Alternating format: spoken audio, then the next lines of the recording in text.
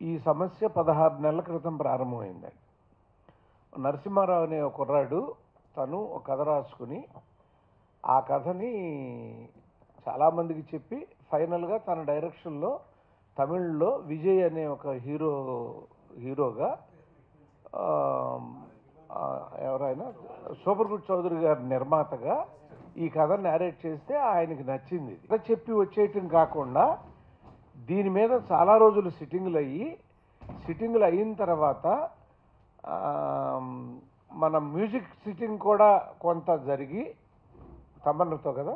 తమన్తో music sitting కూడా జరిగినాక ఆ విజయ్ గారు మీరు కాకుండా ఇంకో డైరెక్టర్ అయితే బెటర్గా ఉంటుంది, ఇది కథ ఇస్తారా అంటే నేను ఇవ్వనని కుర్రాడు వచ్చేసిన తర్వాత కొన్నాళ్ళ తర్వాత ఎన్నో మాసాలు గడిచిపోయిన తర్వాత సడన్గా కత్తి అనే సినిమా అక్కడ నిర్మాణం జరుగుతుందని, అది తన కథ లాంటిదేననేది ఇతనికి తెలిసి వచ్చాడు కేసుకి. వచ్చినప్పుడు మీరు చూపించండి ఎవరైనా తర్వాత ఇట్లా ఆ సిట్టింగ్లో మ్యూజిక్ సిట్టింగ్లో ఉన్న కూడా ఫోటో అది మీరు కూడా తీసుకోండి. తర్వాత మా కథా హక్కుల వేదికలో మేము కొన్ని నారమ్స్ రాసుకున్నామండి. స్టోరీ సామాన్యంగా ఏంటంటే కాపీరైట్ యాక్ట్ ప్రకారం స్టోరీ ఐడియాకి రైట్స్ ఉండవండి, దాని ఎక్స్ప్రెషన్గా ఉంటాయి. కానీ మేము కథా హక్కుల వేదికలో కూర్చున్నప్పుడు ఏం చేస్తామంటే is the story narrated to anybody, ఇప్పుడు ఈ సినిమా తీసిన వ్యక్తుల్లో ఎవరికైనా ఈ కథ చెప్పబడిందా అనేది చూస్తాం. ఎందుకంటే ఇక్కడ ఉన్న మేధావులంతా ఎవరైనా సరే నేను పావుగంట కథ చెప్తే ఎవరి వెర్షన్ వాళ్ళు రాసేయగలరు, కానీ ముందు పుట్టింది నా కడుపులో. నువ్వు వినకుండా రాసుకుంటే అది ప్యారలల్ థాట్ అవుతుంది, విని రాసుకుంటే మాత్రం ప్యారలల్ థాట్ అవ్వదు. ఆ థాట్ తీసుకుని నువ్వు కాజేసినట్టే అవుతుంది. ఇది మా ఫీలింగ్ అయ్యి మేమందరం కూడా కథా హక్కుల వేదికలో రచయితల సంఘం నుంచి దర్శకుల సంఘం నుంచి కూడా సభ్యులు ఉంటారు, 16 మంది. దానికి వైస్ చైర్మన్ వెంకటేశ్వరరావు గారు, చైర్మన్ గారు దాసనారాయణ గారు. ఇది గత మార్చి నెలలో అంటే 2015 మార్చికే వాళ్ళందరూ కూడా వచ్చారు. వాళ్ళందరూ ఆ మీటింగ్లో ఉన్న వాళ్ళందరూ మీకు అది ఎక్స్ప్లెయిన్ చేస్తారు. అక్కడ ఒక నిర్ణయాన్ని చైర్మన్ గారు ప్రకటించేశారు, ఇలా చేయండి, మీరు ఇలా చేస్తే బాగుంటుంది అని. ఆ తర్వాత వాళ్ళు ఇక్కడ అంగీకరించి వెళ్ళి అక్కడికి వెళ్ళిన తర్వాత మళ్ళీ మీటింగ్కి రమ్మంటే డెసిషన్ అయిపోయిన దానికి మళ్ళీ వెళ్ళటం ఏంటని మనం వెళ్ళాల. కానీ నిన్న వాళ్ళు మళ్ళీ ఒక లెటర్ ఏం పంపించారంటే మీరు మీటింగ్కి రాలేదు, ఈ మీటింగ్లో మేము ఒక లీగల్ ఒపీనియన్ తీసుకున్నాము, ఏదో సుప్రీంకోర్టు తీర్పు ప్రకారం దాని ప్రకారం స్టోరీ ఐడియాకి ఏదైతే నేను ముందు మీకు చెప్పానో ఆ పాయింట్లన్నీ రాసి ఇది చెల్లదు కాబట్టి మేము కట్టాల్సిన అవసరం లేదని రాస్తున్నారు. మనం చెప్తాది ఏంటంటే మా పోరాటం కథా రచయిత అయిన మురుగదాసుని మీద కాదు, మా పోరాటం కత్తి ప్రొడ్యూసర్ మీద కాదు, మా పోరాటం విజయ్ గారి మీదేనండి. నువ్వు విన్నావు కథని, విన్నప్పుడు ఒక కనీస మర్యాద ఇంకో మురుగదాసు లాంటి అతను నీ దగ్గరికి వచ్చి ఇలే కథ చెప్పినప్పుడు నేను ఎలాంటి కథ ఇంకోటి విన్నాను అని చెప్పాల్సిన బాధ్యత ఉంది కదా ఆయనకి. చెప్పలా, నేను చెప్పలేదు అతను అంటాడు. చెప్పనప్పుడు ఇందులో ఉన్నటువంటి హార్ట్, మేము ఆత్మ అంటామండి, కథకి ఆత్మ కథాంశం, ఆ ఆత్మ వాజ్ కాపీడ్. బట్ నేరేషన్ అంతా మార్చుకున్నాడు ఆయన, క్యారెక్టర్లు 2 చేశాడు. ఏదేదో ఇక్కడ తండ్రి కొడుకుల బదులు అక్కడ అన్నదమ్ములు కూడా చేయకుండా 2 క్యారెక్టర్లు చేశాడు. ఏమైనా చేసుకునేవాడిని. బట్ మాకేంటంటే మాకు అధర్మం జరిగింది మా వర్కర్కి అనేటువంటి భావంలో మేము ఉన్నామండి. ఆ తర్వాత చైర్మన్ గారి ఇంట్లో మా కథా హక్కుల వేదిక సభ్యులందరూ కూర్చున్నప్పుడు ఏమేమి జరిగిందో వాళ్ళు చెప్తారు. ఈ చైర్మన్గా ఉన్న దాసనారాయణరావు గారికి ఈ కథా హక్కుల వేదికలో ఉన్న 16 మంది ఇచ్చే మెజారిటీ ఒపీనియన్ తీసుకుని ఆయన తీర్పు చెప్తారు తప్ప ఆయన సొంతంగా ఈ బేస్ లేకుండా ఏమి తీర్పు చెప్పరు.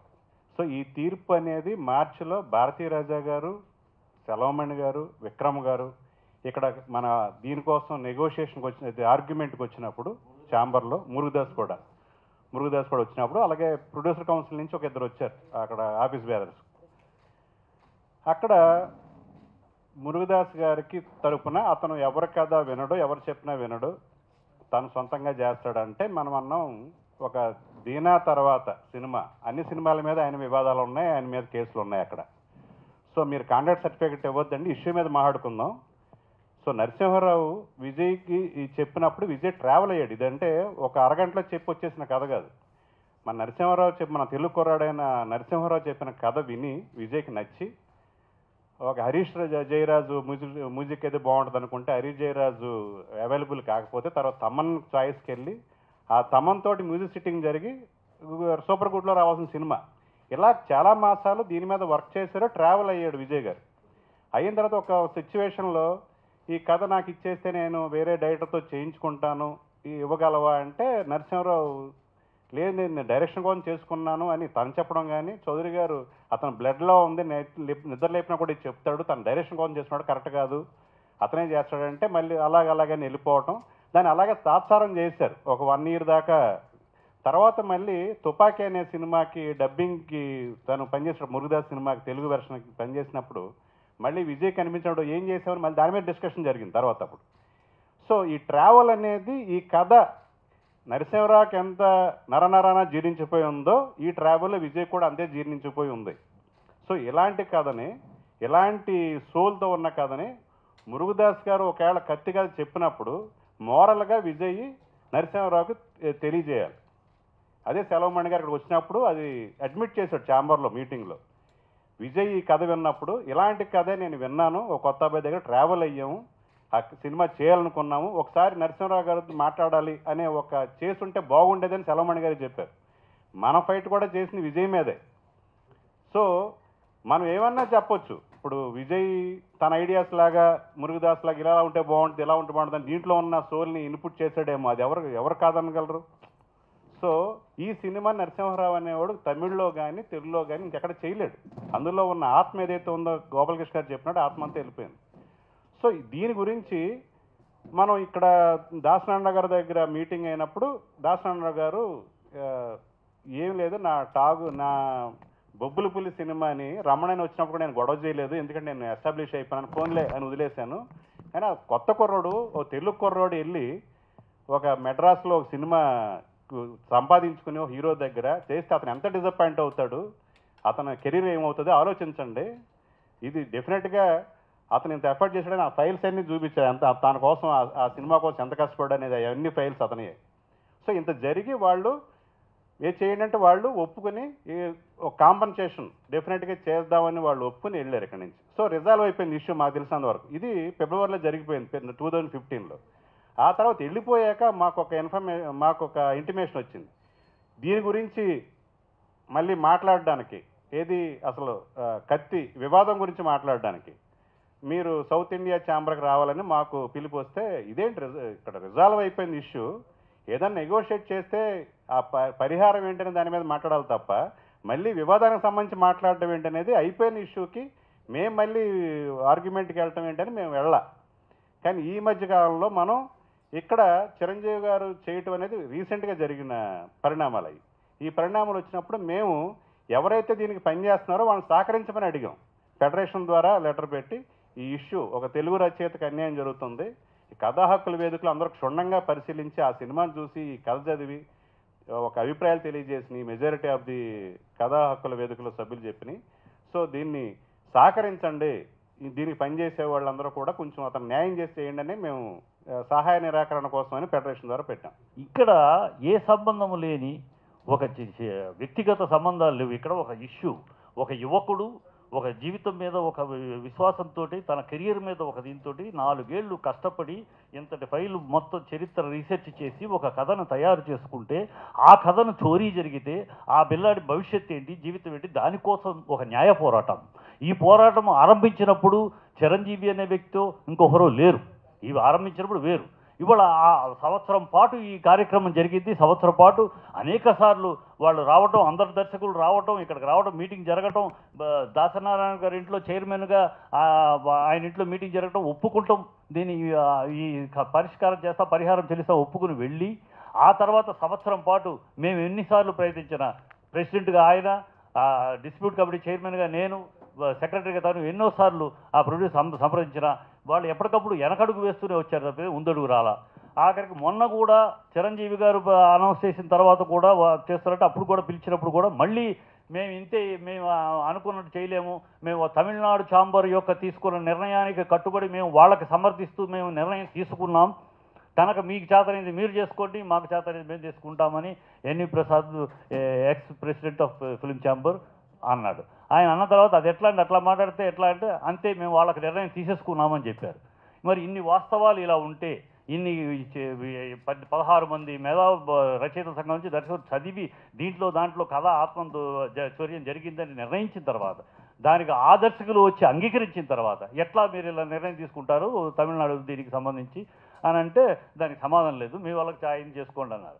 ఇలాంటి పరిస్థితుల్లో ఒక దాసరి నారాయణరావు గారు 150వ సినిమాకు అడ్డుపడుతూ ఆయన కాలమయ్యారు అని రాస్తే అది అంతకన్నా నీచబాహ్యమైనది, సంస్కార రహితమైనది ఏమన్నా ఉంటుందా? అది రాసిన వాళ్ళు ఎవరైనా సరే, అది ఎంతటి వారైనా సరే, వారికి సంస్కారం ఉండాలి, సభ్యత ఉండాలి. ఒక దాసనారాయణ లాంటి వ్యక్తి ఆయన ఈ 150వ సినిమా అనేది ఇప్పుడు సంబంధం లేని ఆయన 50 ఏళ్ల ఈ సినిమా జీవిత చరిత్రలో ఆయన అనేక సమస్యలకు ముందుండి పెద్ద మనిషిగా ఉండి న్యాయం ఎటుపక్కుంటే అది పెద్దవారైనా చిన్నవారైనా న్యాయం ఎటుపక్కుంటే అది నిలబడి పోరాడిన చరిత్ర అయింది. అలాంటి ఆయన్ని ఈ పోరాటంలో ఆయన చనిపోయారు అని దీపాలు పెట్టి వెబ్సైట్లో వేస్తే అంతటి కుసంస్కారులు, అంతటి నీచబాహ్యమైన చర్య చేసిన వాళ్ళని ఏమనాలి? చాలా తప్పు. ఈ ఇండస్ట్రీలో ఇంతవరకు నేను చిన్నప్పటి నుంచి ఇప్పుడు 17 ఏళ్ల నుంచి ఇండస్ట్రీలో ఉన్నాను. ఏనాడు ఇలాంటి ఒక నీచమైన చర్య జరగలేదు. ఇది చాలా ఖండించదగింది. మీరు పత్రికాముఖంగా దాన్ని ఖచ్చితంగా ఖండిస్తున్నాం. అది ఎవరు చేసినా సరే, ఎవరు చేయించినా సరే అది చాలా నీచమైన కార్యం, సంస్కారహీనమైన కార్యం. అలాంటి కార్యం చేసిన ఖండిస్తున్నాం. దానికి ఈ ప్రెస్ మీట్ ముఖ్యోద్దేశం ఈ నిర్ణయం తీసుకున్నందుకు, ఈ నిర్ణయం మేము తీసుకున్నది ఒక వ్యక్తిగత పోరాటం కాదు. ఇది ఎవ్వరి మీద, ఏ వ్యక్తుల మీద మా పోరాటం కాదు. చిరంజీవి గారితో పరిచయం కానీ, ఎన్వి ప్రసాద్ గారి పరిచయం కానీ, నేను ఇప్పుడు ప్రజెంట్ ఈ కమిటీలో కథా హక్కుల వేదికలో వైస్ చైర్మన్. నేను రైటర్స్ తరఫున, డైరెక్టర్స్ తరఫున దాసనారాయణ చైర్మన్. కానీ ఇప్పుడు నేను వైస్ చైర్మన్గా ఉన్నా కనుక నేను చేయగలిగింది చేద్దాం అని చిరంజీవి గారి దగ్గరికి వెళ్ళి అడిగాను. ఏంటి సార్ ఇది, దీని మీద నడుస్తుంది, రామచరణ్ బాబు అనౌన్స్ చేశాడు ఇట్లా అంటే, లేదు రామచరణ్ ఏమండి దీని మీద ఏదో కేసు ఉంది కదా, అవన్నీ మీరు పరిష్కరించుకునే నాకు రైట్స్ అమ్మండి అని అట్లా రాసుకున్నాడని చెప్పాడు. సో ఇంకా అంతకే ఇప్పుడు అలా రాతకోతలు ఉన్నప్పుడు దాని మీద డిస్కషన్ నేను ముందుకు వెళ్ళలేకపోయాను, అంతే కదా. అది అట్లా అయింది. తర్వాత రెండోది ఎన్వి ప్రసాద్ గారు, ఆయన మా ప్రొడ్యూసర్. రచ్చ ఎన్ని చాలా సినిమాలు రాసాం మేము. ఏం సార్ ఇది మీరు మరి అక్కడ ఇక్కడ తిరుగుతుంటారు కదా మెడ్రాస్, ఇది ఏంటంటే ఇది ఒక విచిత్రమైన ఇదండి. ఇది మురుగుదాసుకి నరసింహారావు కచ్చప్పల. మురుగుదాస్ ఏమో మా అందరి ముందు ప్రొడ్యూసర్ కౌన్సిల్లో తన బిడ్డల మీద ఒట్టేసుకున్నాడు, నేను ఈ కథ లేదని. ఎంత సెంటిమెంట్ లేదు, ఎవరైనా బిడ్డల మీద ఒట్టేస్తారు పబ్లిక్గా అని ఆయన సెంటిమెంట్లుగా చెప్పింది. సో ఎందుకు ఇంతకాలం నలుగుతుందంటే అసలు విషయం వాళ్ళు కొంచెం మెతక వైఖరి ఎందుకు పెట్టారంటే, ఎవరైనా బిడ్డల మీద ఒట్టేసుకుంటారా, మురుగుదాసు లాంటి అతనికి అవసరం ఏంటి, ఇస్తే ఒక 25 లక్షలు 30 లక్షలు 40 లక్షలు ఎంతో కొంత అమౌంట్ తెలియదు, ఫిగర్ చెప్పకూడదు నేను, ఎంతో కాగితాల మీద ఎంత ఉంటే అంత అని అన్నారండి. ఇప్పుడు ఏంటంటే ఇంకా నా విశ్వాసం ఏంటంటే, ఇప్పుడు ఈ ప్రెస్ మీట్ ఉద్దేశం ఏంటంటే, అసలు చిరంజీవి గారు ఈ సినిమా చేస్తానని ముందే ఈ కత్తి వివాదంలో ఉంది తప్ప చిరంజీవి గారు చేస్తున్నారు కనుక రాలా. ఇది ముందు జనానికి చెప్పేయాలి. ఇది అంటే ఒక చిన్న అగాధం ఏర్పడబోతుంది దాసనారాయణ గారికి చిరంజీవి గారికి మధ్య. అది నిజం కాదు.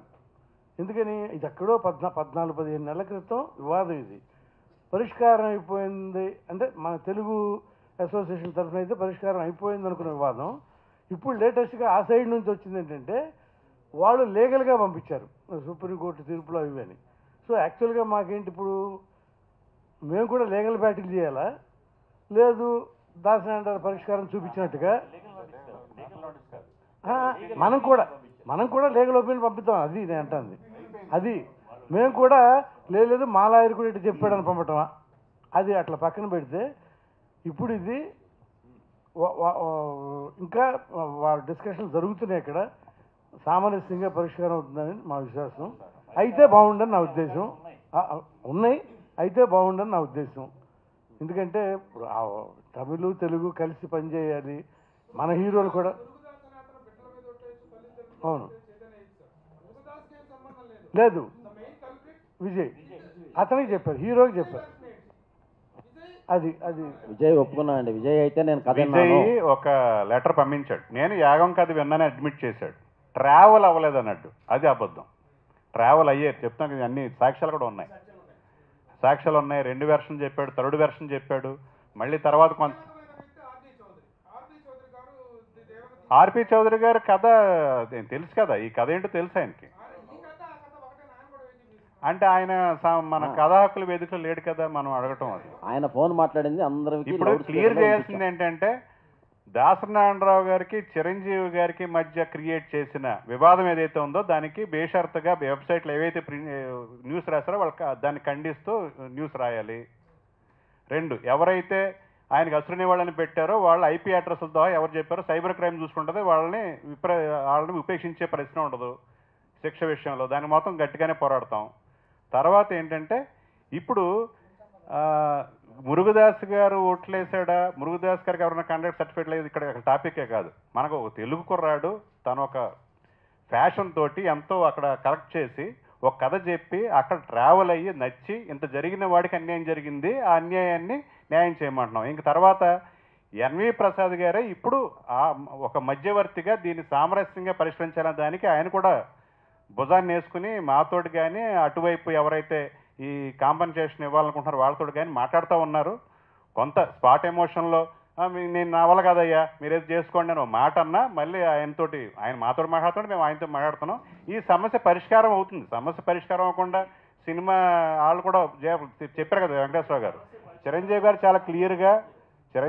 చాలా క్లియర్గా దీని మీద ఏది ఇష్యూ ఉందంటే రామ్ చరణ్నే వాళ్ళతోటి ఈ ఇష్యూని మీరు క్లియర్ చేసుకున్నాకే మేము సినిమా చేస్తామనేది వాళ్ళు క్లారిటీగా ఉన్నారు. ఇక్కడ మేము క్లియర్ చేసింది ఏంటంటే, అనవసరంగా ఈ వివాదంలోకి దాసనారాయణరావు గారిని ఎంటర్ చేసి 150 సినిమాకి ఆయన అడ్డుపడుతున్నాడనే ఒక రాతల వల్ల ఇంత రెచ్చిపోయే ఒక కార్యక్రమాలు జరిగినాయే కొంతమంది. అది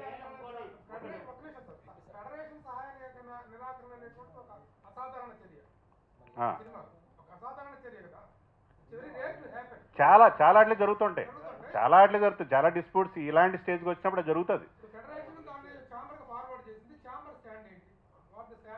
ఛాంబర్ దానికే సమాధానం ఇచ్చారు. ఎప్పుడో మనం వెళ్ళని ఒక మీటింగ్లో అక్కడ లీగల్ ఒపీనియన్, అది జ్యుడిషియరీ యాక్షన్ కాదు, అది ఒక లాయర్ ఇచ్చిన లీగల్ ఒపీనియన్. ఆయన ఏం చేశారు, ఇందాక గోపాలకృష్ణ క్లియర్గా చెప్పారు, idea cannot be have the copyright అనేది ఆయన రిఫర్ చేసి ఇచ్చాడని తప్ప ఈ ఐడియా అనేది ఎప్పుడు కాపీరైట్ అవుతుంది? ఆ సినిమాకి సంబంధించిన వ్యక్తులు విజయ్కి చెప్పాడుగా కదా. అదే ఇక్కడ రిజాల్వ్ అయిపోయింది, అది చెప్పాను.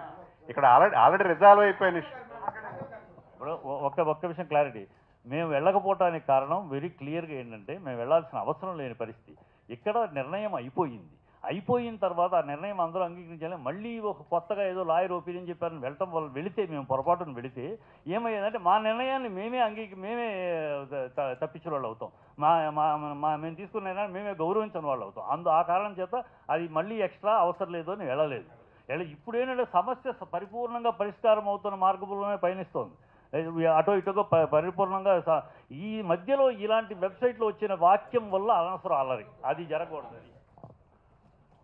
కథా హక్కుల వేదికలో అంటే 8 మంది రచయిత సభ్యులు, 8 మంది దర్శక సభ్యులు, తర్వాత వైస్ చైర్మన్గా వెంకటేశ్వరరావు గారు, చైర్మన్గా దాసనారాయణరావు గారు, 16 మంది వీళ్ళు సభ్యులు ముందు చదివిన తర్వాత ఒక అండర్స్టాండింగ్ వచ్చిన తర్వాత దాని యొక్క ప్రైమా ఫేసీలో ఉన్న విషయాలన్నింటినీ అవగాహన చేసుకున్న తర్వాత నిర్ణయం తీసుకోవడం జరుగుతుంది. ఇక్కడ ఏదో సాదాసీదాగా దాని మీద వాళ్ళు ఒక కథ చెప్పారు, లేకపోతే దాంట్లో సినిమాలో ఏముంది, ఈ సినిమాలో ఏముంది, ఇతను రాసిన స్క్రిప్ట్లో ఏముంది, అక్కడ సినిమాలో ఏం తీయబడింది, ఇవన్నీ పరిశీలించిన తర్వాతే నిర్ణయం తీసుకోవడం జరుగుతుంది.